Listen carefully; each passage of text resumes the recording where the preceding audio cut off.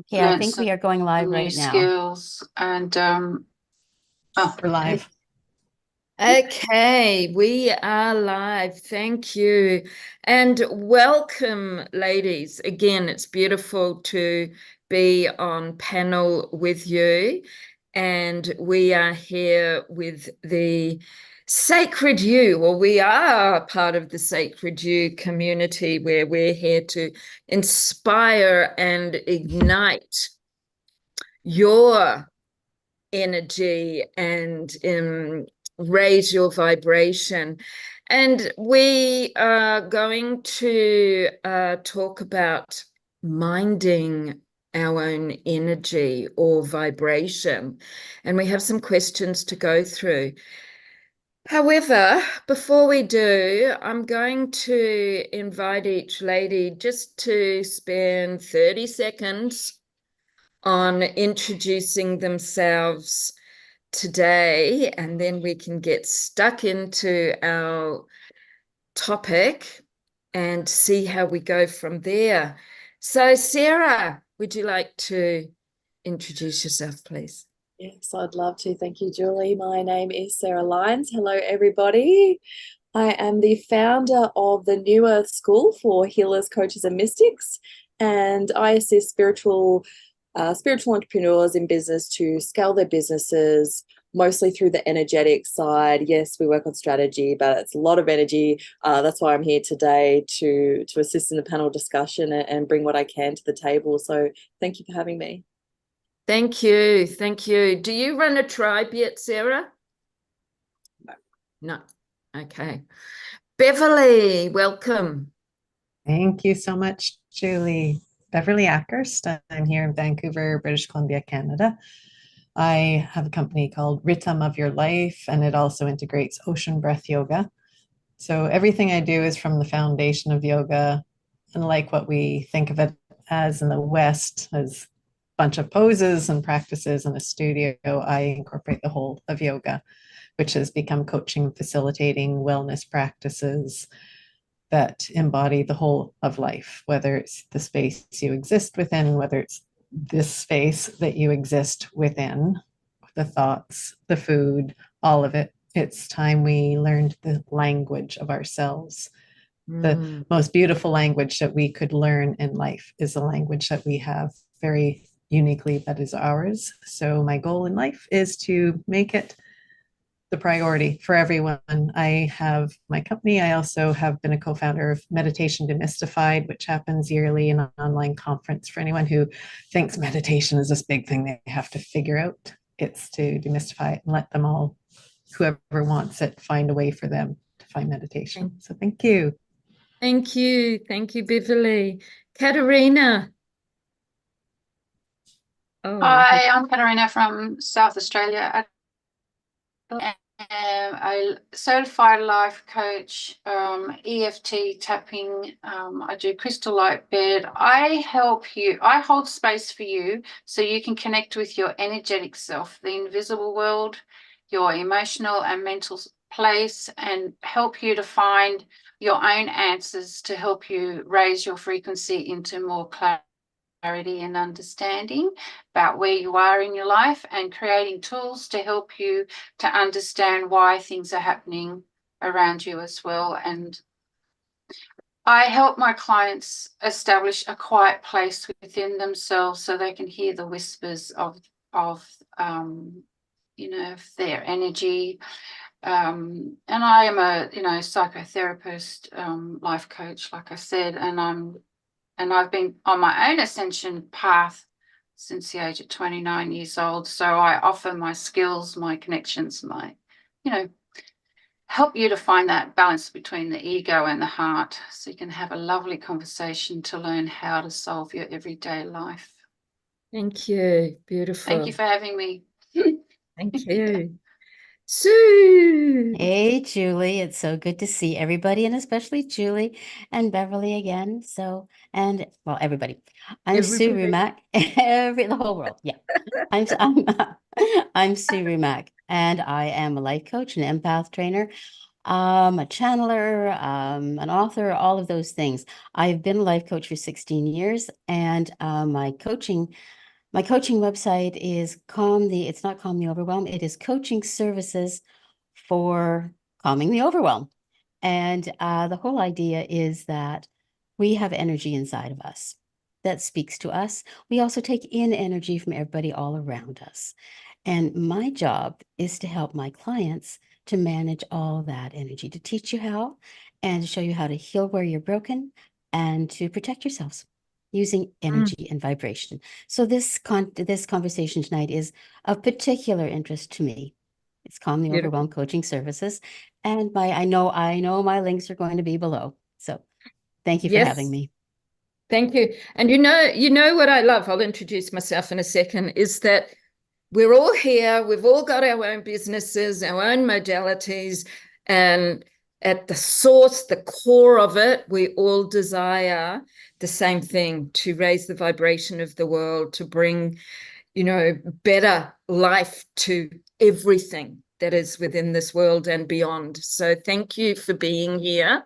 I'm Julie Nelson Richwich, artisan botanical perfumer, aromatherapist, a clinical aromatherapist of 31 years, astrologer of 27, and I do a lot of magic.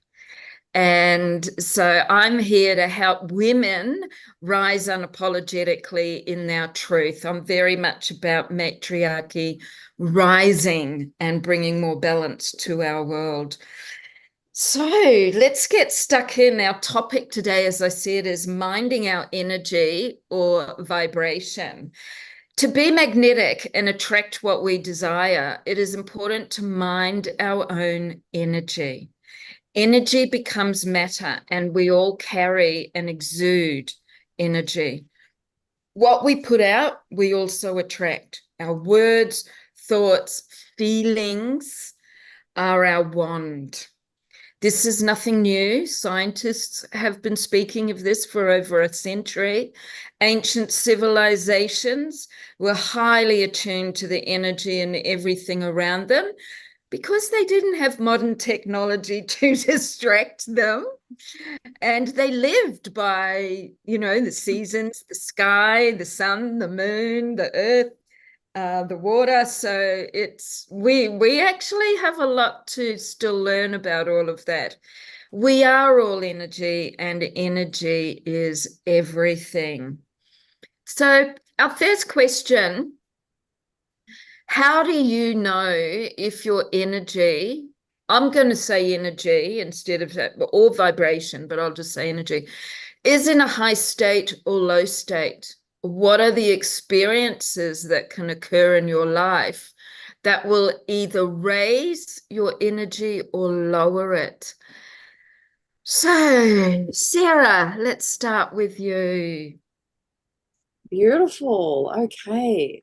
So when my energy is in a high state, so first of all, I'm an introvert and I'm also a projector in human design. So I'm naturally calm, laid back. I'm not someone that's gets hyperactive when I'm high energy. I actually just feel really good in my body. I do feel like I have more energy, but like I said, it's not a go, go, go energy. So for me personally, it's I'm able to focus on the things I want to focus on. I love chilling out, reading. I will not, when I'm in a high energy, I won't feel guilty about chilling out and reading and just doing what I want to do. So it's also has that emotional connection to, I feel good in my body. I feel good in myself. I feel good about my purpose, what I'm offering to the world. It all feels good. For me, when I'm in a low state, again, it's all connected. I'll feel particularly lower in energy. I'll feel quite fatigued. I might have the monkey mind start running. Again, I'm not a human design expert, but I've got a lot of channels open. I'm an empath who takes on a lot. So I'll often know when I'm carrying low vibrations of the world, because we ebb and flow together, and so does the world collective energy. When there's a low, I feel it. I tend to feel like I'll question myself, But today I know the difference. So I might feel a bit down, even depressed, and I'll know nothing's happened that's created this experience for me. Okay, so is this mine? What can I do about it? How can I shift this energy? So for me, it's really come to be a practice of discernment. Asking myself if the energy is mine, asking myself what's going to feel good for me to move through this energy energy, shift this energy. And it's interesting that I said entity, because I do a lot of work with clearing entities, especially the ones that want to create lower vibrations for light workers at the moment. That's very top of mind for me. So also not labeling the energy as good or bad. Okay, I feel good, or okay, I'm feeling a bit funny. Is there anything I can do about this? Move through it, process it, all the things. So hope that's I'm a projector as well, but when I get excited, I'm out there. I'm like loud, and I'm out there because I've only got one earth in my chart astrologically. I'm all water and air mostly. So it's interesting. I love it. So do you have a lot of water or earth in your chart? I'm not sure, to be honest. I just do my own research. I've had the readings. I just know that all my centers from here down, they're just open. They're just open. Yeah. So. Well, generally people in our fields of work are open. So it's really interesting. And we're all on a mission, and the end result is really the same. Beverly. Hi. So how do I know when my energy vibration is high or low? For me, it comes on all levels. As I said, I do everything from a base of yoga. So for me, it's Ayurvedic. It's the koshas. The koshas are the 5 bodies we exist within. So is it physical? Is it energetic? Is it mental? Is it more causal? All the stuff that's going on around that meet the senses. So I'm always checking in. Food can have a low vibration. I don't eat out much anymore unless I know exactly what kind of place I'm going to be eating at. I prefer making my own food. I prefer going to the farmer's market, meeting the farmers, knowing who I'm buying my food from, because that has an energetic quality to it, which means that everything vibrating inside me, every cell, then can vibrate in conjunction with that type of food. As far as energy itself, the energy body, that kosha, I'm always looking at what is affecting that field around me. Who am I hanging out with? I haven't say minimize my life, but I'm very choosy about who I spend time around. Even who I choose is to work with as clients. If they are determined to be negative and not change their lives, it's not going to do either of us any good, because the vibration is going to be like this, 2 particles bashing into each other that don't quite meet a certain requirement of being. They don't support each other. Mentally, I choose my activities. I choose what I read. I choose the kind of music I listen to. I choose the words I want to listen to. I'd rather be here talking to all of you than listening to the news any day. Any day. But so practices that I do besides the food and the eating, I have my yoga practice, but walking, being in nature, being inside a building is so energetically depleting. If we stay inside, we're not meeting the energy of nature. We're not grounding into the source of everything that built us. This is built of all of nature. It is not us. It is built of nature. So I want it to connect back to its home and vibrate. Trees hold a source, plants, water, the sunshine. I know somebody was saying, I think it was Katerina at the beginning, that the sun seems extra strong. Well, sun is that masculine force. What's happening around us, a lot more masculine force being pushed on everything. And the feminine has kind of gotten pushed down. So I want my feminine source to be raised a bit more. Yeah, so I spend more time in the darkness outside too, funnily enough. I love winter in Canada because it's dark for a lot of the day. And I like that internal space. So these are just a few of the umpteen, but I always reflect it on who I am. I'm tridoshic, for anyone who knows what Ayurvedic doshas are. There's the water and earth, there's the fire, there's the air and ether. I'm across the board, all of them. So it can get very confusing. So I'm always having to be aware that if I'm too fiery, I've got a lot of Mercury that wants to think and express. I've got a lot of fire that's going to go, just screw off, leave me alone. And I've got a lot of earth and water that wants to take on everyone's stuff and care for everything and organize. And I'm always flowing between them and balancing them out. So that's where I start at. Love it, love it. And I absolutely love that you mentioned food. I have a horticultural background, actually, and lived on a 40-acre property where we were self-sustainable for nearly 9 years. And it was a magnificent life. And if I could do it now, I would, to be sure. And being so connected with nature, where you hear the grass grow in the whispers and see the actual energy right in front of you. Very, very powerful and magical. So I really get that. There's that saying, and people say, oh, it's not true, but it really is. You are what you eat. Oh, yeah. You are what you speak. You You so are what are. you think and feel. Yeah, It's powerful. Thank you. Thank you. Katerina. Okay, so when my frequency is in a high state, I feel really calm as well. Like nothing seems to bother me. I don't allow myself to get dragged into other people's drama. And if I am dragged into other people's drama, I'm very calm. I'm going, oh, really? Okay, see you later. Like I'm very calm.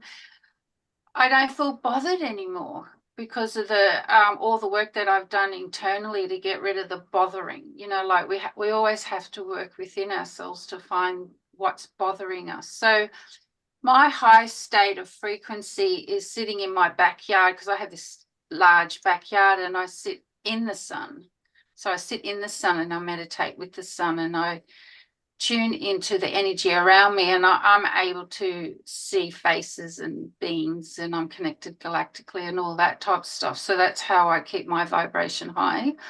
The other way that I do too, because I'm a channel and a medium and all those things, I ask Archangel Gabriel to come into my space, and I can see him. So we just sit together, and he just sits with me, and I stay really quiet. And if I am worried about something which may lower my vibration, he'll ask me, what is it that I can do to help you to understand what's going on?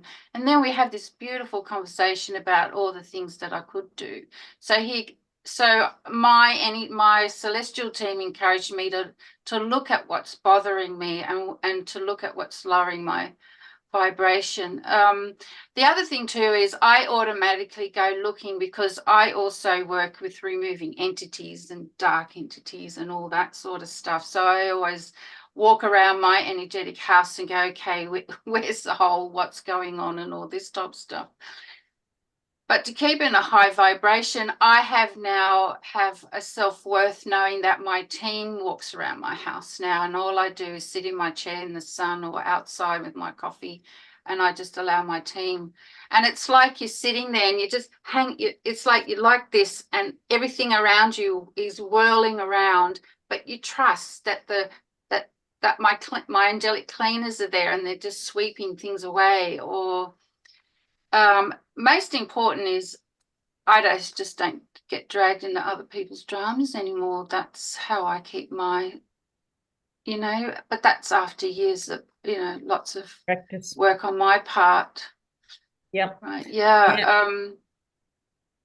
Keeping I your get energy. tired if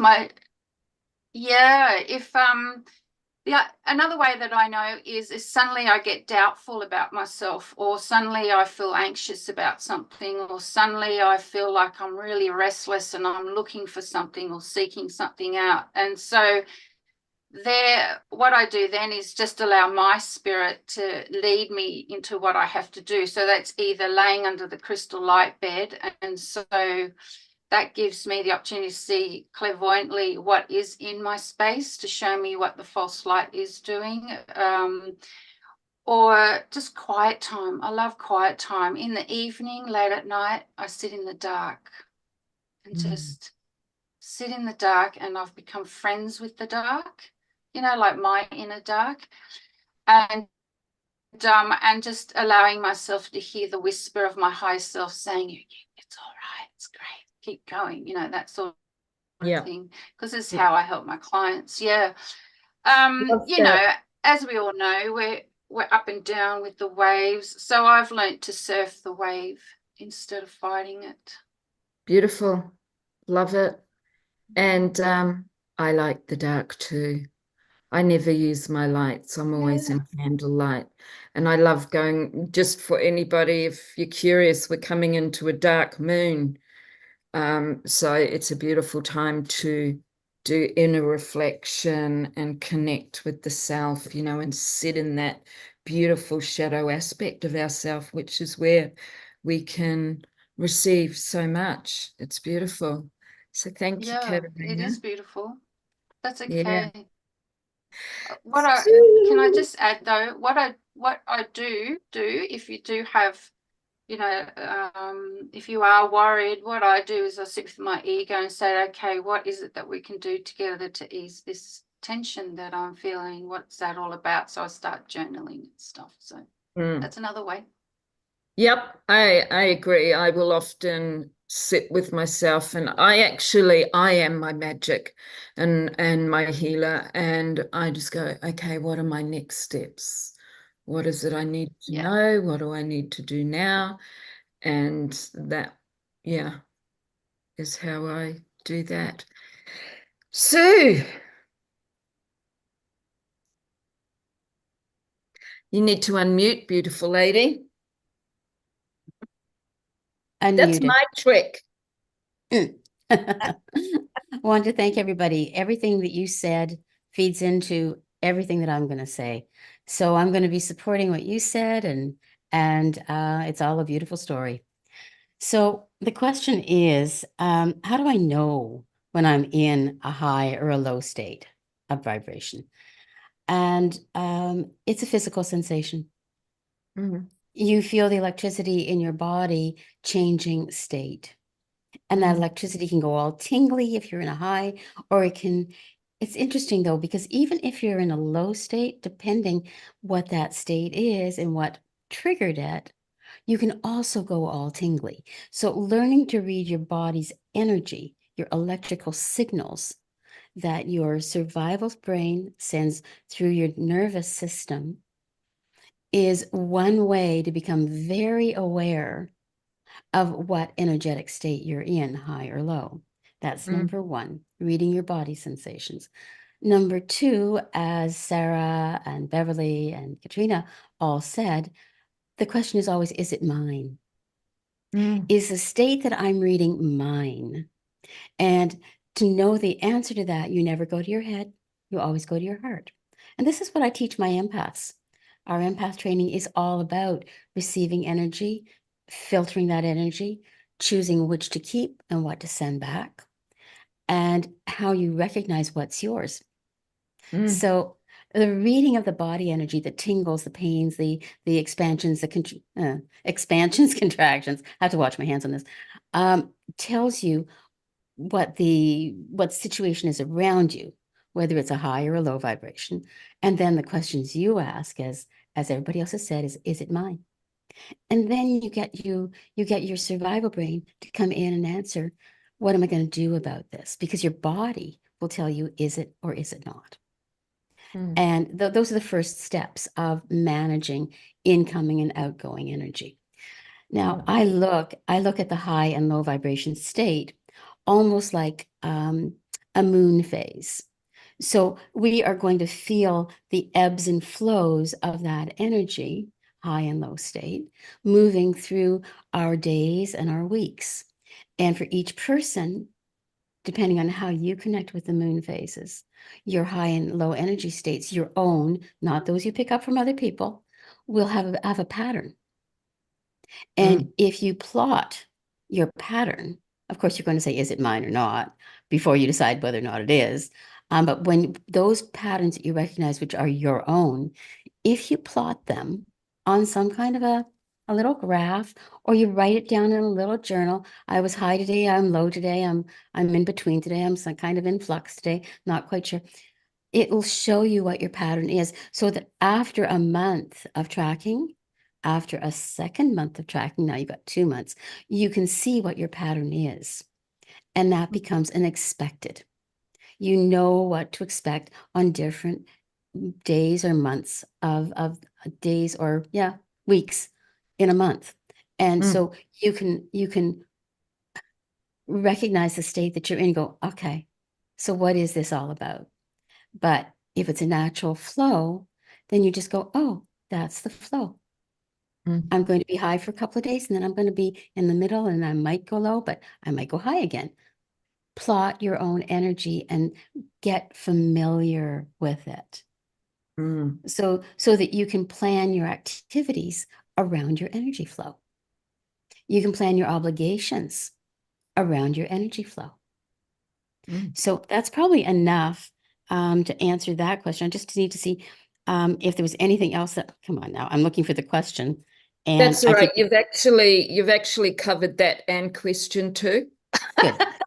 Excellent. So done. Which is great. So what I'll do is just share, and Katerina also gave a tip. So perhaps Sarah, Beverly, and I can work with question number 2. But for me, I have a lot of practices and rituals that I do on a daily basis to keep my being in a high vibration. And of course, I am a mere mortal, so I'm not in a high vibration all of the time, and it fluctuates. And being an empath, like, I feel other people's and other things' feelings, and it has taken me decades to be able to discern which is mine and which is others, whatever it may be. And even sometimes now I have to be very mindful of this, because it's so easy, because they can be,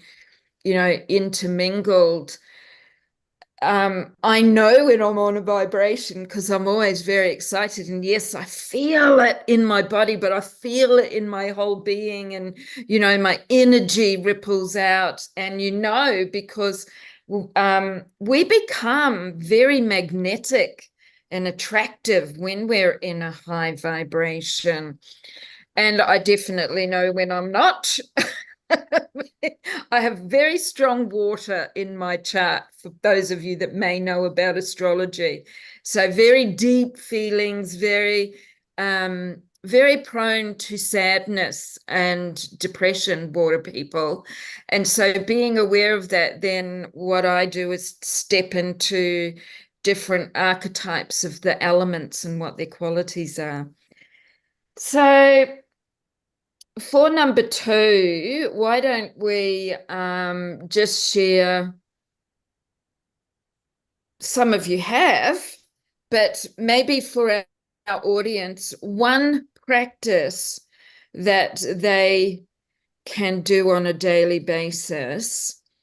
And I'll just start, because I say this all the time, because it is an incredibly powerful practice.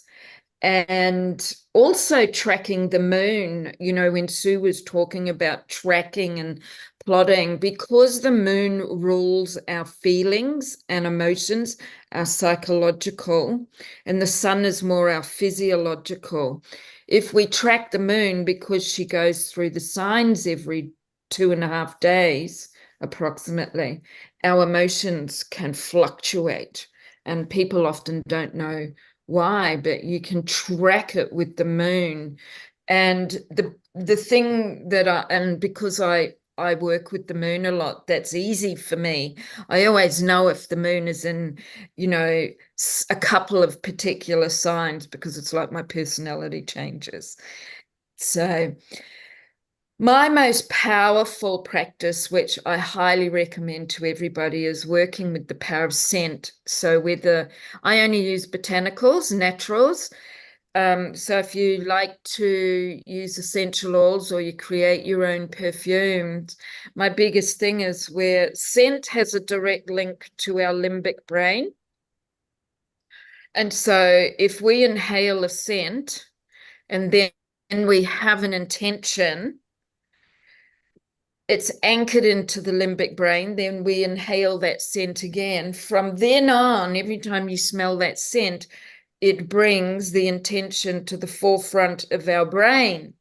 So it's like, I'm going to feel fabulous today. And if we work with it, it's not just going to, happen, and it takes practice, but we can actually create that energy and feeling. So working with the power of scent is always my go-to daily practice for raising my vibration and shifting the energy from within me so that externally it all shifts as well. Sue, you did say about plotting, which was fantastic. Do you have one other practice? Yeah, I absolutely do. Practice. Earthing. Earthing, absolutely. If you want to change your vibration, you want to change how you feel inside your body, take your shoes off, go outside, put your feet in the earth, on the grass, on the stones, on warm sand, in the water. It'll be a little different each time. Stay there, walk there, move there, and let that energy flow up from the soles of your feet up through all of your chakras and up through your spiritual core at the top, and let it flow out. Then allow it to turn back around and come back in and wash through your whole body, so that you've cleansed it, and now you're re-energizing it. And at the same time, as Julie just said, intention, what you want your energy to do for you, with you, and broadcast out from you, so that you will attract what it is that you need. So you're seen by people differently because of what you're broadcasting. Well, they'll feel it.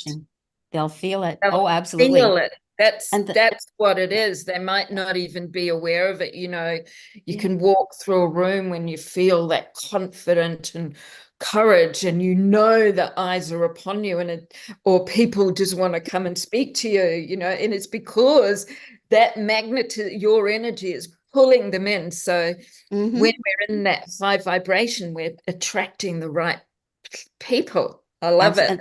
And that's what I teach empaths to do: how to read a room, how to filter it, block what they don't want, and broadcast out what they do want. So they'll be trusted and loved. Absolutely. I love it. Yes.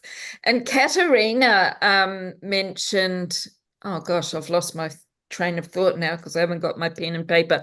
I'll think of it. But is there one practice that you could recommend, Katerina? Unmute, lovely. Okay, my turn to do that. I'm really all about finding your quiet place. Just find that quiet place and sit with yourself and center into your energy field. Like everybody says, you have to sit on the grass and do whatever, sit in the water, whatever. But what I do is I gather my emotions. So hang on to your emotional state. So hang on, give her a hug, like give yourself a hug, go right into the middle of yourself and just breathe and just allow everything that's externally running around like a hurricane just go past you. Even if it gives you a little nudge, that's okay, because it'll bring you back into the center. So quiet time, whether it's in the light or the dark, quiet time is so important, because then you become calm. Yes. So when you become calm, you can be anywhere, and suddenly you got people looking at you and they just want to have a conversation with you. That happens to me. They always come and say, hi, would you like to sit with me? Yes. And they just, oh, you're really calm. I went, yeah. Yes, I've practiced. But yes. Yeah, no, my thing is the quiet time. The quiet time is so, and that actually creates strong boundaries to stop the dark entities from coming in as well, because that's what I deal with all the time. And very important, very important. There's a beautiful tip too that I learned through a shaman, and she's a real shaman. She goes to Peru every year and spends 6 to 8 weeks with a Peruvian family that have generations and generations of shamans. And I've been to her for sessions, and she's so powerful and so dedicated. And we do this ritual, and we do it sometimes with rose petals or with bay leaves, and just using our breath, we blow out into those petals or leaves, and you just breathe onto them for as many breaths as you feel, because the thing is, our breath holds all of the energy, all of the information, everything that is within us, and we're blowing it into the leaves, and then we bury it into Mother Earth, because then she can transmute it into something more nourishing for her. So I just felt to share that. I mean, it's a little bit more involved, but you can just use your breath to release. Sarah. Sorry, I was just going to say, if you're a visual person, just in your quiet time, just imagine that you're on your path and you're just focused and you're walking along your path. But in the corner of your eye, you can see the hurricane, the water, the fire, everything around you swirling around, trying to distract you. But you stay so centered that you imagine that you're just walking your path with confidence and nothing can come into your space. That's a visual that somebody could use, and that's a process, of course, but yeah, that works. Love it. I love visualization. Sarah, do you have a practice? I do. I have so many, and I've just been thinking what's going to be most useful. I know, it's hard, and we're running, time's going by. So give us your biggest and most bodacious. Okay. Archangel Michael is my main guide. We sit together every day for the last few years now. He comes and gets me at nighttime. We go into a galactic, I don't know what the room is, but it's amongst the stars. And if I need a specific healing, or my energy needs some work, he'll get me to lie on a crystal bed. So again, intention, visualization. At the end of the day, it's intention. Your intention is key. If you want to clear something, set the intention to clear it. If you want to activate something, set the intention. We've got all these beautiful guides, angels, galactics, ancestors who are there willing to support us. We've just got to help. Set your intention and know that it's done, because it is. That really is key. These beautiful modalities we all use, I really feel like they're our human way of just drawing upon this energy, but we really do have the power within us to do it ourselves. I absolutely 101 billion% agree with it. It comes from within us. We can have our spirit team who support us, but we are the magic. We do it. I love that. Absolutely. Yes, thank you. Beverly. Yeah. Well, it seems like we can all agree on pretty much every modality, everything that we've shared. It's, as we all know, it's hard to pick one because there's so many doorways in. But I think what has just been shared is the fact that since we're talking of vibration, we access a lot of what vibration is through our senses. We've been gifted our senses to be able to have that mediumship of vibration through sense, to have an experience of life. So whether it's visual, movement, touch, all of it, the smell, taste, it's all accessed through that vibration, which exists everywhere in the universe. So for me, I think my number one go-to, because it accesses so many of those senses, the active senses and the passive senses out of the 10, is dance. Conscious dance. I know. There you go. Because for me, as soon as, and if it's the right person leading it, you walk in and it's just accessing what points in your body need to move through the sound that you're hearing, but the sound is something you feel as well. And then if you open your eyes, the light is what helps us see the shapes and the forms around us. And then we start interacting with them or not interacting with them. And it becomes this beautiful experience of letting our vibration come to the place where we don't have to be as fast as the person around us. We start to have that interplay between everything. We understand what our experience needs to be in conjunction with everyone else's, rather than where the world outside of that dance is telling us we're supposed to have the same interaction and the exact experience of everyone else. Dance for me, whether it's on my own, out in, I was at a writing workshop this weekend, and on the break, I put on my headset with some ecstatic dance, went into the Douglas firs and all the dead leaves, and I just started dancing. And I was so in tune with what I needed to write after. The creative force came back in. So that is my go-to. Number one, among everything and meditation, all of it, it's all amazing. But I find that's the quickest way to experience all those things for me. Yeah. Yes. I go to a dance class. It's like conscious dancing, where we dance the elements. And we start off with earth, then do fire, then do air and water. And it's so powerful. And I've been dancing most of my life. So I totally get it. It's powerful, powerful, powerful.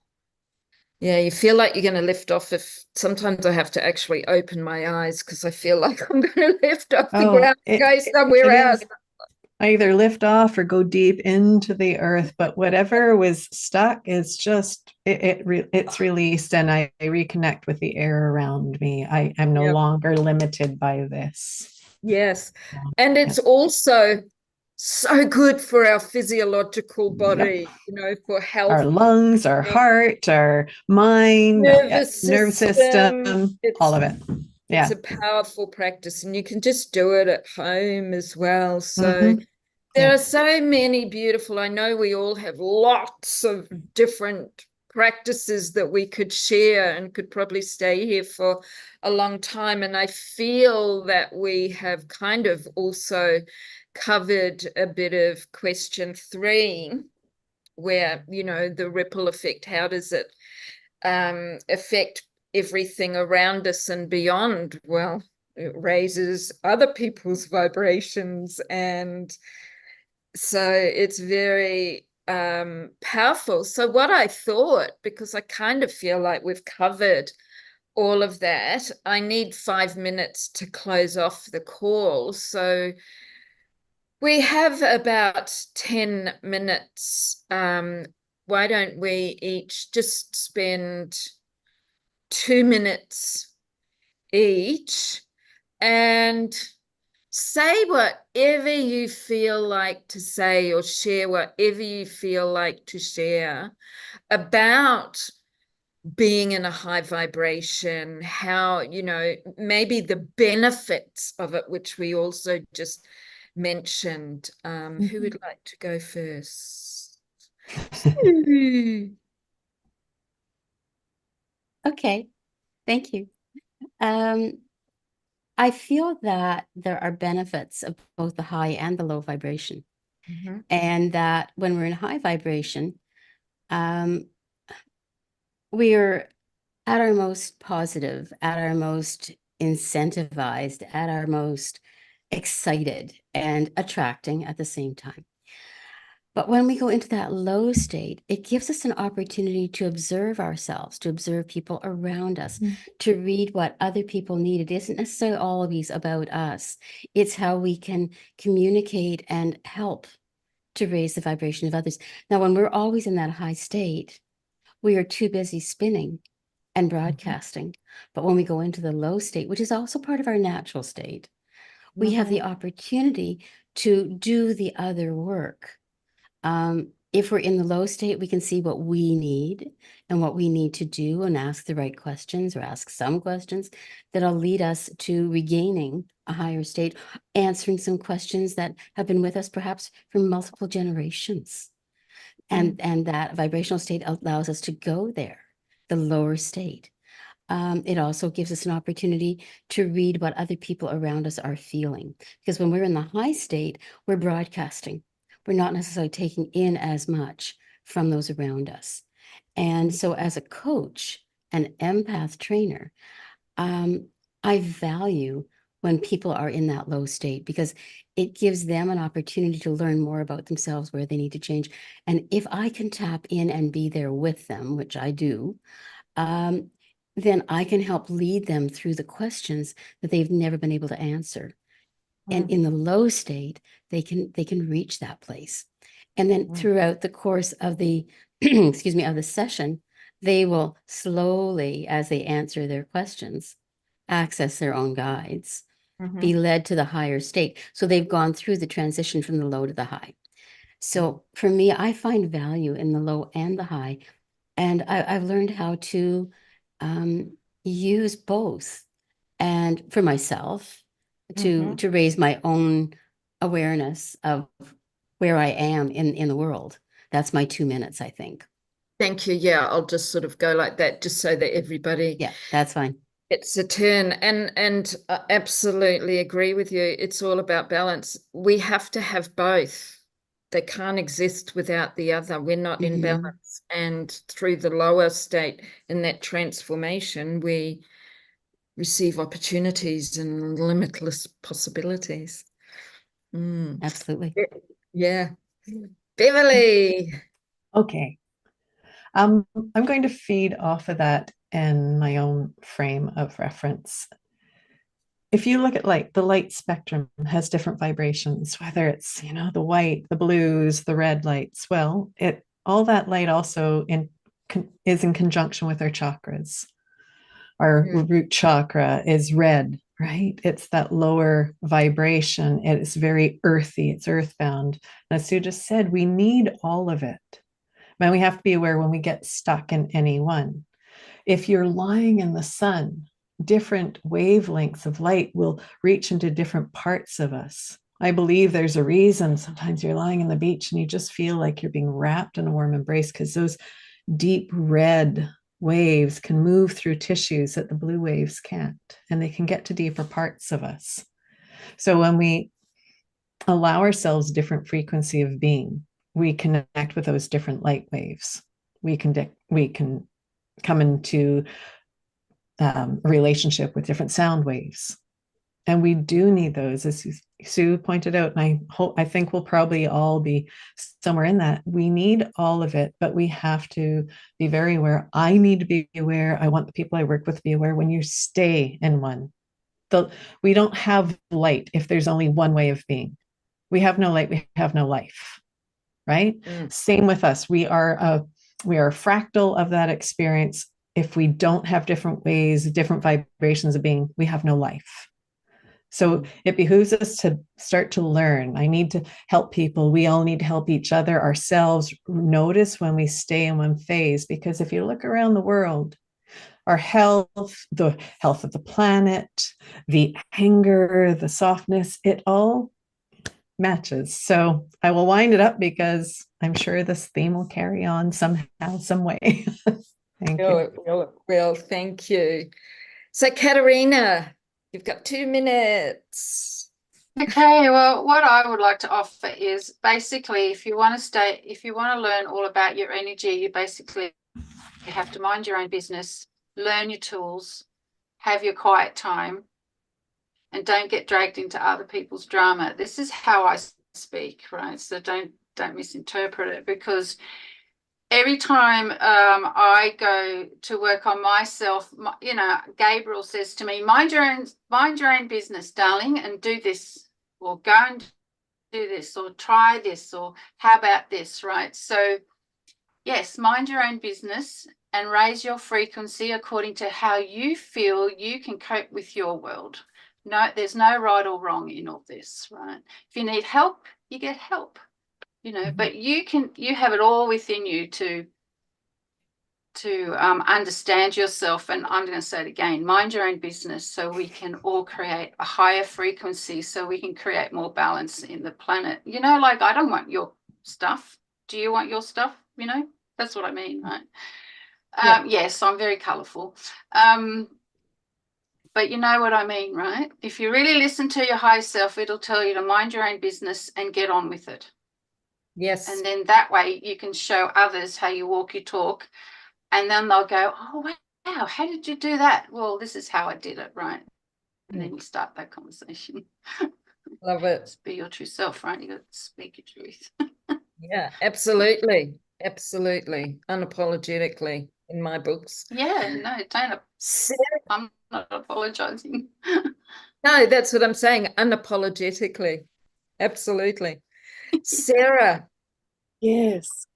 You know, we're here to master this human experience in whatever form, among so many other things. And a really big part of that, as the other ladies were saying, you know, in my experience, my opinion, it's about mastering the low points, or what we perceive as the negative experiences, and really learning from those, and knowing that, you know, because when we're in an ebb, we can forget the flow is coming. The flow always comes. It's universal law. So it's really about mastering this point here, knowing that you can actually move through it even quicker. You know, the more you get used to this energy and working with that energy, but actually just being with it too. And we don't need to label it as good or wrong or bad or anything. It's just a part of that human experience. And we're all here on such big, beautiful missions. We can forget that we've got to do the human stuff too. Yeah. So that's probably the best thing I've got for you. I love that. And it's true. It's important to honor and own our humanness so that we can keep moving up to next levels. I want to share something that kind of feeds off what Beverly had to share more about color many years ago when I was lecturing. And it came through because essential oils, you know, plants, auras, all have their different colors, etc. And there were these tests done on some blind people, or research done on some blind people, and they were given pieces of red paper and blue paper, and they didn't know what color it was. And from the blue paper, they sensed the coolness of the blue. And with the red, they felt heat. And then they were told what colors they were holding. And in prisons in America, they did studies with painting the walls like a salmon pink to help keep the prisoners more calm. So gray is a very dull, numbing color, and it's very depressive, but the salmon pink is more associated to the heart, and they literally did studies on it. So color, everything has a vibration. So even how you have your home set up, like you know, you can bring the color in for your vibrations, and there's so many things. I want to thank you all for sharing your expertise, and I know that this is a topic we could spend probably a good couple of hours more on, because we all get excited, like we just go, oh, I've got this, I so get it. So thank you. Now everybody's links for those who are listening to the replay will be in the comments below. For those who are watching a replay, please put #replay. And if you have a question, you can, yes, Beverly, every damn topic needs to be longer. So you can also tag any of the ladies perhaps in the group, or put questions in, and we can come back and answer them. Or you can connect in with these beautiful women and trust your feelings and own vibration as to who you are actually aligned to energetically, because we can't all serve everybody. So we are here to serve those who feel attracted to us, and we're attracted to them. And also with our beautiful Sacred You community, we run panel discussions regularly, and you can join the Sacred You community for $1 Australian and have 2 weeks to experience and explore what is going on. So you're given access to all of the tribes that we run. Sue runs a tribe. The name of your tribe, Sue? Life force activators. What could be better for tonight's topic? Life force Absolutely. activators. Yeah. And Beverly, do you? I actually just started setting mine up today, so it will be coming live. I'm still working on the name, but it'll be about learning the language of ourselves. I love that too. Yeah. Beautiful, beautiful. Katerina, no, I think I asked you. You don't have a tribe. No. And I run the Bewitching tribe, which is very eclectic. I'm very eclectic. So it's perfumery, it's like botanical, like essential oils, aromatherapy, magic, art, astrology. So very eclectic. But you can come in for $1 for 2 weeks and look at all of the tribes. We have 20 plus tribes in there that run weekly, fortnightly, and you can see what you feel aligned to. And if you wish to stay, it's $20 a month. And has it gone up? Down. Yeah. It's gone down to $10 US a month.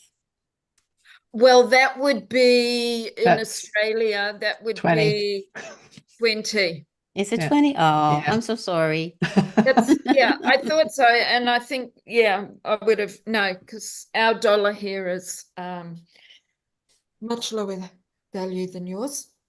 Oh, no. We're in Canada. Ours is worth diddly squat. Oh, compared to dollar. But for all the Americans watching, What a deal. yeah, It's a deal. absolutely. Yeah. And for the Australians, even then, and the Canadians, and even the UK, it's a great price. I don't know, in all my years of doing this and speaking and training, of a platform where you can pay just $20 Australian a month and have access to so much. And so come along and join us for $1 at the Sacred You community, sacredyou.love. .com, I think it is. I Dot should love. know. .love. Love. Thank Dot you. love. Yes. And just Google, and then you can, on the homepage, you'll see where you can join for $1 Australian, which is like 50 cents US. So you can't even buy a cup of coffee for that. No. Nope. So it really is. And I have to say, I know Sue and I absolutely love it. Sue can share something. We've still got a couple of minutes, but I love it. The people, the passion, the kindness, the support, and Sophia, that is our front person. Sophia Soul is just amazing. So come and join us. And we've also got our Facebook group, our LinkedIn group, and all under Sacred You community. So you can Google it and it will all come up. So you've been in the Sacred You for quite some time. Got some words to share about it?